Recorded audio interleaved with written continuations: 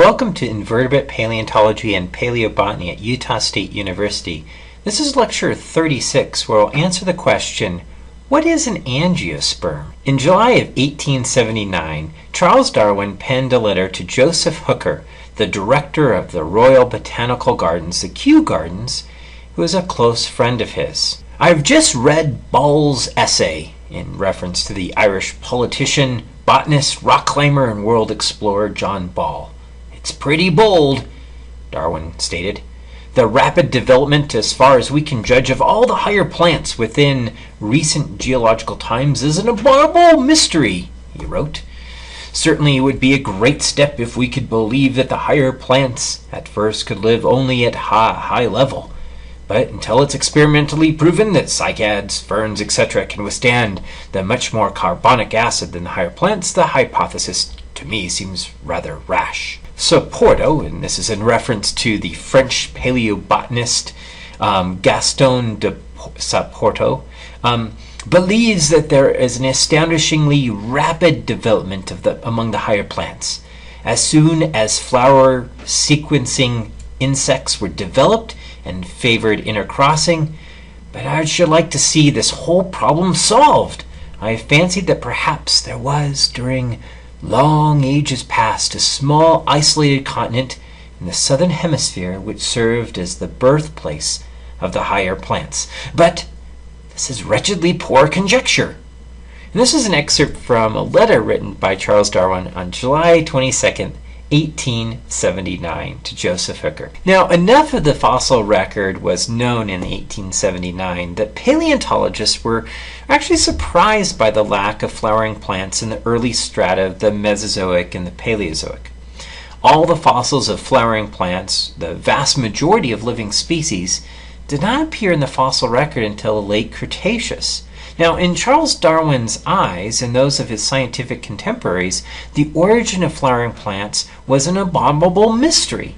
So in this two-part lecture, we're going to look at the origin of flowering plants. In the first lecture, we're going to define what a flowering plant is. We're going to survey the various members of the angiosperms, and we'll talk about the major groupings of flowering plants. And then use the newest molecular phylogenies to see which living flowering plants are considered the earliest branches off the tree of flowering plants. In the second lecture, we'll look at the fossil evidence for the origin of angiosperms. All right, so what is an angiosperm? Well, all angiosperms have the following characteristics. They all have flowers which attract insect pollinators. Now, remember that there are some gymnosperms that actually utilize insect pollination, like the cycads we talked about previously, but angiosperms are the first group to attract insects using nectar and a visible flower structure. Now, most gymnosperm plants rely on chance and the wind for pollination. Angiosperms also produce seeds with a fleshy enclosure called a fruit. Now, this fruit is endosperm, and it's a result of double fertilization of the nucleated egg cell and the polar egg cell, a remnant of the archegonium within the female gametophite. Now, this endosperm actually provides a rewarding edible object for animals to help disperse the seeds. In some, angiosperms with their fruits and flowers have developed a novel mechanism for effective pollination as well as seed dispersal using animals. And the success of our own order, the primates, would never have been possible without the prior advancement of flowers and fruit in angiosperms. So endosperm is the tissue inside seeds of most angiosperms. Now, it surrounds the embryo and it provides nutrition in the form of starch, though it can also contain oils and proteins. It's a very important food source for animals, including us humans. So the next time you sit down at your next meal, think of all the sources of food that you eat, and almost all of it will come from the angiosperm endosperm. The fleshy edible part of corn, rice, grains, all fruits, and many vegetables are all endosperm. These are adaptations of plants to help seeds spread. Sure, you might eat some roots and tubers and a few nuts, the seeds themselves, but most of our bulk food comes from the endosperm portion of angiosperm seeds. These are adapted to being edible and is a reward system for the actual effective spread of seeds by animals. Now, endosperm is formed when two sperm nuclei inside the pollen reach the interior of the female gametophyte, the embryo sac. And so what happens is that the pollen will grow down the pollen tube down into the ovule. And when it's down here, there's actually two sperm cells. One's going to pollinate the egg nucleus. This is forming a zygote, and this is called the germ cell.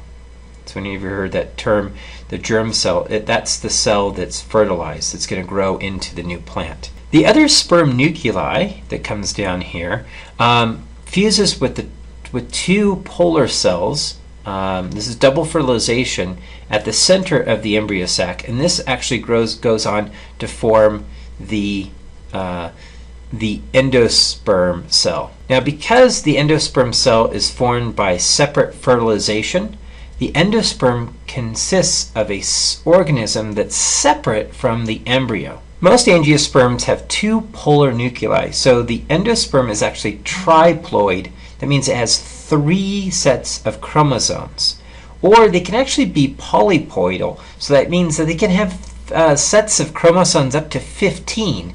So this means that many angiosperms have multiple copies of chromosomes, both in the endosperm as well as the germ cell too. A close examination of the typical flower shows that it's made up of both male and female parts. This is called a perfect flower. Now, some plants will have what are called imperfect flowers, which will have either male or female parts on the flower. Now, about 90% of angiosperms are monoecious, meaning that they contain both male and female parts, either in perfect flowers or imperfect flowers on a single plant. In about 10% of angiosperms, 2 sexes are present on different male and female plants, and the plants are called deciduous, indicating that they have separate sexes. Now, the male parts include the stamen, which houses an anther. This is going to be the microsporangia, and this is on top of a long filament. Now, the female parts of the flower are the carpel, and this includes the long stigma that's up here to collect the pollen, and then you have the style that comes down and opens into the ovary, which contains multiple ovules inside here, which is where the egg cells are. And this part down here is the megasporangia. Now, pollen will arrive on the top of the stigma, and the pollen tube will then grow down into the ovules to fertilize both the nucleated cell to form the germ cell, as well as that remnant of the archegonium and some additional cells down there to form the endosperm, which will be the fruit part of the plant. Now, if we're going to solve Darwin's abominable mystery, we're going to have to know a little bit more about the phylogeny of modern angiosperms and figure out which groups are related to who. And this is a recent molecular phylogeny by Albert et al. 2005, which shows a number of the larger groupings within angiosperms. So we have the crown group called the Eudicots up here. We have a less diverse group called the Magnoliids. And then we have an earlier offshoot called the Monocots. Now, more basal to the Monocots, we have a few genera, including water lilies down here, as well as this unusual genus called Amborella that's highlighted in red. Now, here's another more simplified phylogeny, simplified tree, showing most of the groups of angiosperms that are divided into those 3 groups. We have the Eudicots here, we have the Monocots over here, and then we have the Magnoliids over here, these 3 groups. And this is a more simplified tree here, showing that there's some question of who's related to who among these 3 major groups. And then we have a few groups that are outside this. We have the Austrobaileya, we have the Nymphaeids. These are going to be our water lilies. And then we have, again, this Amborella. I guess if we're interested in the origin of angiosperms, we better look at that early offshoot of the angiosperms, the enigmatic genus Austrobaileya. Now, Austrobaileya trichopodia is the only species of the Amborella, which is based on molecular phylogenies. It's the sister group to the sister taxon to all other angiosperms. Now, it's a small bush with a delicate, primitive-looking flower. It only grows on the island of New Caledonia in the middle of the Pacific Ocean. It produces small berries and is deciduous with separate male and female plants. And it's pollinated by wind as well as insects. Now, Amborella is a really small, unassuming little shrubby plant. It has broad leaves which are veined with alternating leaves off the shoots. And it kind of somewhat resembles, I guess, the Gymnosperm nudium that we saw earlier. Now, what makes Amborella an angiosperm is these small, unusual, primitive flowers. Now, these flowers are not very showy, and they consist of tightly plaqued florets. Now, once they're fertilized, they form these small, sort of reddish berries. Now, the petals are really primitive, and hence we call them temporals, which number from 5 to 11, with more in the male flowers and a fewer in the female flowers. Now, the stamens are leaf-like, and they're composed most of the body of the flower in male flowers. So here we have images of both the female and male flowers for comparison. The female flowers have carpels arranged in the center with a ring of temporals, these primitive petals, on the outside. And then in male flowers, the stamen forms most of the bulk of that flower. There's not much of a showy petal structure. So these are living, very primitive flowering plants that are really interesting when we start looking at some of the early fossil flowers that we see in the fossil record. Molecular botanists have actually sequenced the genome of this plant because it's very important in terms of higher plants. And although these plants are difficult to cultivate, there are a number of botanists who have successfully been able to grow these plants in various greenhouses and botanical gardens around the world. All right, the next most primitive group of angiosperms are the water lilies, belonging to the group Nymphaea. Nymphaea is the next closest on the base of the flowering plant phylogenetic tree. And the fact that Nymphaea actually lacks of endosperm is another line of evidence of the real primitive nature of water lilies. It's a very early offshoot of the angiosperms. Now, historically, they've been placed in the monocots, but with newer molecular phylogenies, they are recognized as a unique group. Now, water lilies are basically the exact opposite of what we saw with Austrobaileya. They have these really large, showy flowers and big, broad leaves, very different than the very primitive flowers we saw in the previous plant. Now, there's about 70 species of water lilies, with most of them belonging to a single genus, Nymphaea. And one of my favorites actually is Victoria amazonica, which produces these giant, huge lily pads. They have large flowers which attract bees and flies, so with insect pollination very common in the group. Some possibly have some wind pollination, but with these showy flowers they're attracting insects.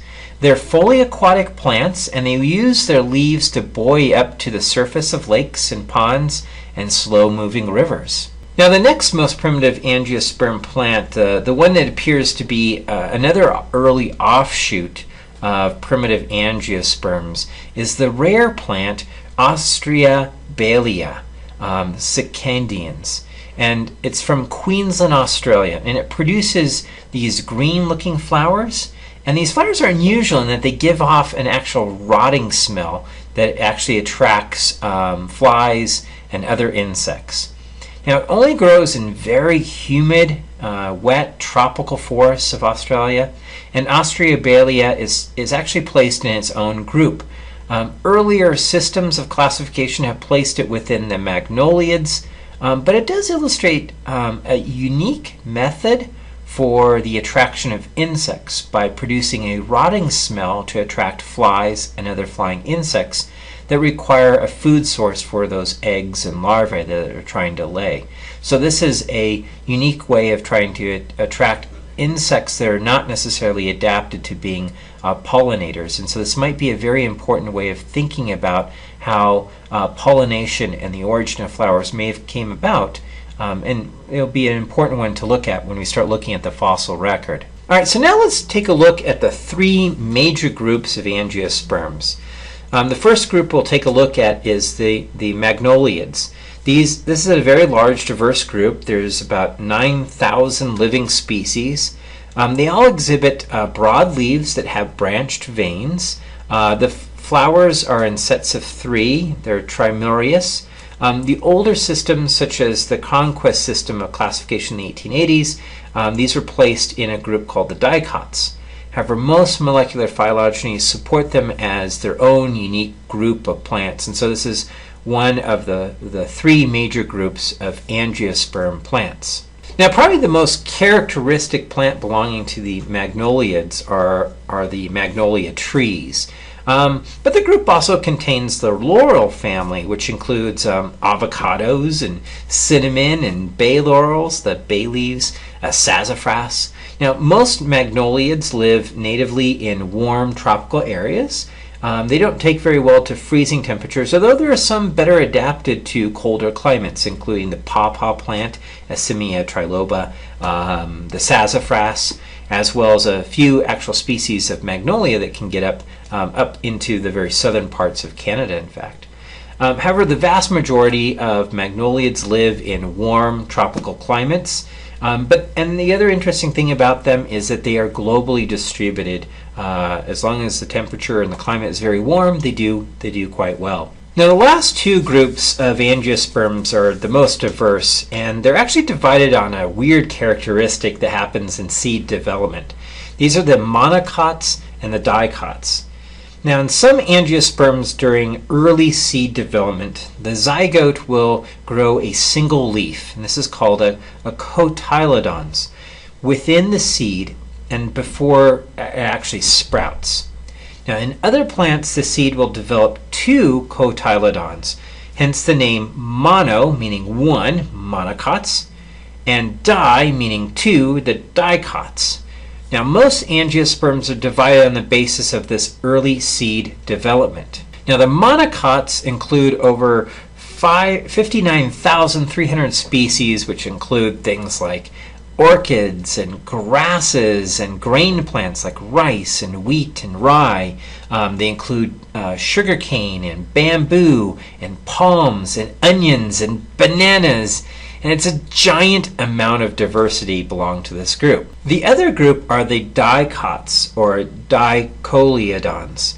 They have 2 seed leaves and have 2 emergent leaves in the sprouts. The dicots are even more diverse. There's nearly 200,000 living species of dicot angiosperm plants. They include most of the plants you might be familiar with, from roses to grapes to aspen to cactus.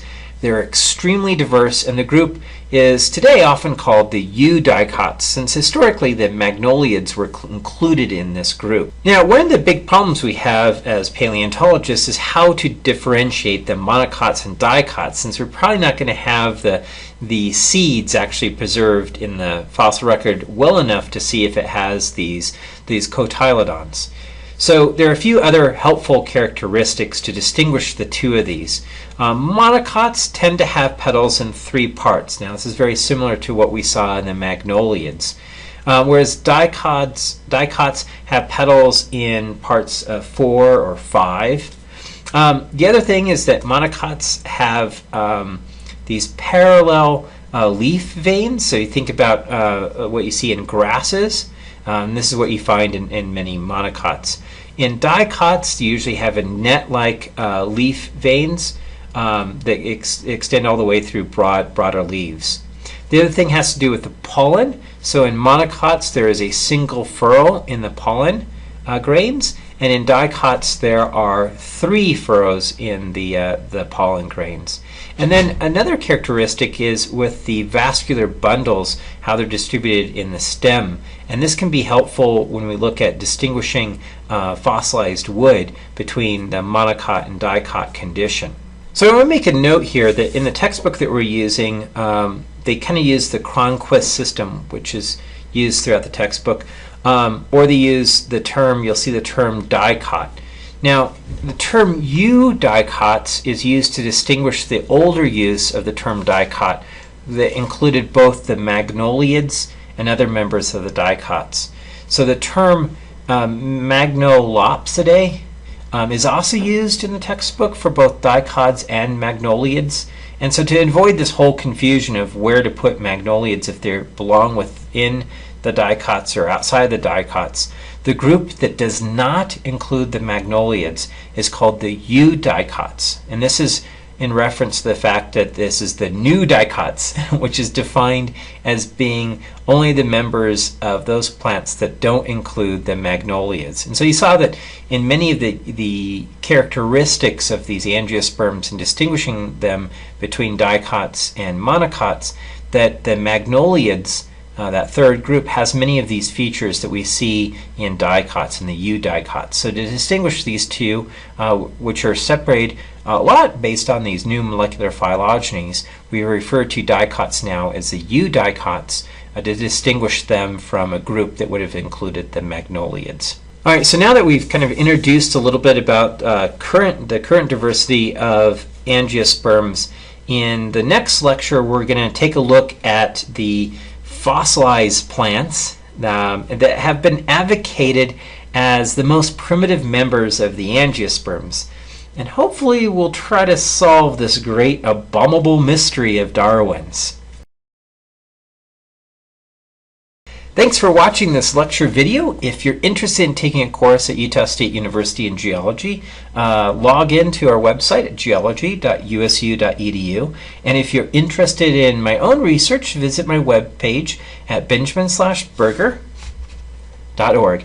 Thanks for watching.